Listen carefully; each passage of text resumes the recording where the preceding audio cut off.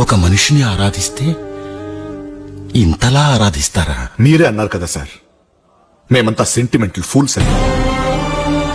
మా తెలుగు ప్రజలు ఎవరి మీద అంత త్వరగా అభిమానం పెంచుకోరు. కానీ ఒక్కసారి పెంచుకుంటే చనిపోయే వరకు వదిలిపెట్టారు. నాకొక్కసారి అతన్ని చూడాలనుంది.